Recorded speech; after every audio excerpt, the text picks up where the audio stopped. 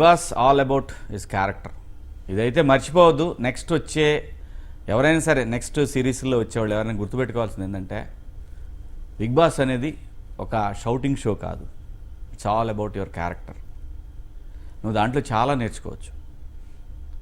So ఆ character మన మనం చూపించడం వదిలేసి ఏంటి కావాలని చూపించడం మళ్ళీ తేడానే, కావాలని యాక్ట్ చేసిన తేడానే ఎక్కడ చోట దొరికేస్తాం. అన్ని వారాలు ఉండలేరు, అసలు క్వశ్చనే లేదు. ఏంటి ఉండేది అక్కడికి కాదు, అట్లా అయిపోతుంది అక్కడ అసలు. కానీ నేను కొంతమంది బిగ్ బాస్ విన్నర్స్ హౌస్లో చూసి ఒక ఇది చేసిన తర్వాత నా షోకి వచ్చిన తర్వాత తేలిపోయింది, ఇన్ని రోజులు డ్రామా ఆడితే బిగ్ బాస్ కూడా బ్లాక్ మెయిల్కి లొంగిపోయాడా అనేసి. అంటే ఫాలోవర్స్ ఉంటారు, ఓట్లు ఉంటాయి, ఇదంతా ఉంటుంది కదా. మనకి ఎవడు ఉంటాడండి, మనం ఈ సోషల్ మీడియా పెట్టేసి దీనికి ప్రమోషన్కి పెట్టుకుంటాం, అది తప్పు కాదు. ఎందుకంటే నేను 10 సంవత్సరాల తర్వాత వస్తున్నా కాబట్టి ఒక 3 పిల్లలు మన విన్ను వాళ్ళ ద్వారా పరిచయం అయ్యారు. ఆ 3 పిల్లలు మాత్రం ఆ కాకినాడ పిల్లని ఒక అమ్మ, ఆ అమ్మాయి అయితే వాలంటరీగా, వీళ్ళందరూ వాలంటరీ, నేనేమి ఇవ్వాలా కానీ వాళ్ళకి ఏదో గిఫ్ట్ ఇవ్వాలి ఇప్పుడు నేను ఖచ్చితంగా. వాళ్ళు వాలంటరీగా అభిమానంతో నాకు చేశారు. అది ఉండొచ్చు, దాన్ని ఆ పిల్లల్ని మనం అడ్వాంటేజ్ తీసుకుంటే మాత్రం అక్కడ కాకపోయినా ఇక్కడైనా దొరికేస్తాం. అదే కదా, ఇక్కడైనా దొరికేస్తాం.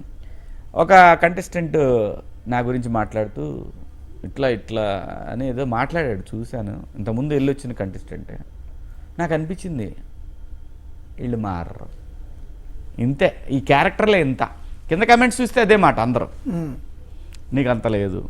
సో నేనేమంటా అంటే మనం పిచ్చోళ్ళని చేస్తున్నామని ఎప్పుడు అనుకోవద్దు. జనాన్ని పిచ్చోళ్ళని చేస్తే బిగ్ బాస్ బయటకు వచ్చిన తర్వాతనే దొరికిపోయారు. నా షోలో అయితే దొరికిపోయారు. నేను అదే చెప్తున్నాను, మనం ఎంత యాక్ట్ చేసినా దొరికేస్తాం. అక్కడ కూడా దొరికేస్తాం.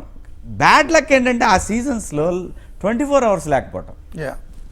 24 అవర్స్ ఉంటే ఇప్పుడు సపోజ్ నాకు ఫాలోవర్స్ ఉన్నారు అనుకుందాం, నేను పెద్ద టీంను పెట్టాను ఇక్కడ, ఈ టీంను పెట్టేసి చేపిస్తున్నాను అనుకోండి, వాళ్ళకి దొరికేస్తాయి వీడియోలు. ఆపోజిట్ చాలా మంది ఇప్పుడు సపోర్టర్స్ ఉంటారు కదా, వాళ్ళకి దొరికేస్తాయి ఈ వీడియో. అదే జరిగిందిగా, గెలిచిన తర్వాత ప్రశాంత్కిను అమర్దీప్ ఫ్యాన్స్ మధ్య గొడవ, అతను పాపం జైలుకి వెళ్ళి వచ్చి వాళ్ళు ఉంటారు కదా, వాళ్ళు మన క్యారెక్టర్స్ని బయట పెట్టేస్తారు. సో కాబట్టి అలా చేయటానికి నేను వచ్చిన తర్వాత చూశానండి, చాలా ట్రై చేశారు.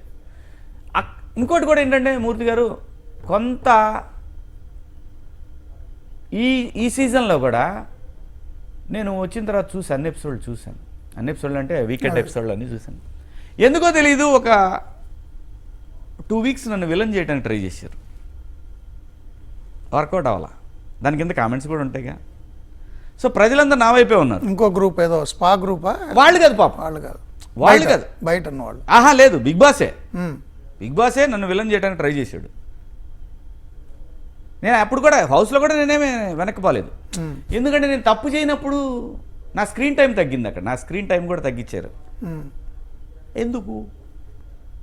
సో అటువంటప్పుడే ఇప్పుడు మీరు అన్నారు చూసారా, గొప్ప షోని ఒక్కోసారి కొంతమంది వ్యక్తులు తప్పులు చేస్తే షో మీద పడుతుంది. తప్పులు చేయకండి అని రిక్వెస్ట్ చేశాను నేను. నాగార్జున గారు లేకపోతే నిజంగా చెప్తున్నా కదా, తెలుగు బిగ్ బాస్ షో లేదు. ఇది కూడా రాసుకోవాల్సిందే. నాగార్జున గారి తప్పు ఇంత కూడా ఉండదు. ఎందుకంటే ఇది ఎవ్రీథింగ్ వాళ్ళు రివ్యూ, ఈయన చేసేది రివ్యూకి వాళ్ళు ఇచ్చే పాయింట్స్ని బట్టే ఉంటుంది, ఇన్పుట్స్ ఇస్తారు కదా, ఇన్పుట్స్ని బట్టే ఉంటుంది. ఆయన వ్యక్తిగత అభిప్రాయాలు ఉండవు. ఆయన వ్యక్తిగత అభిప్రాయాలు వస్తే ఏమని చూస్తారా, న్యాయంగా నిజంగా ఎవరైతే కరెక్ట్గా ఆడుతున్నారో వాళ్ళని పొగట్టడం, వాళ్ళని ఎంకరేజ్ చేయటం ఉంచారు, అదంతా నిజం. కొన్ని సందర్భాల్లో మనం ఆడియన్స్ ఎక్స్పెక్ట్ చేసేదానికంటే వ్యతిరేకంగా వస్తుంది చూసారా, అది కొంతమంది సొంత తెలివితేటలు. అంటే బిగ్ బాస్ ఆయనకి ఇన్పుట్స్ ఇచ్చేవాళ్ళు 24 అవర్స్ ఆయన చూడరు కదా.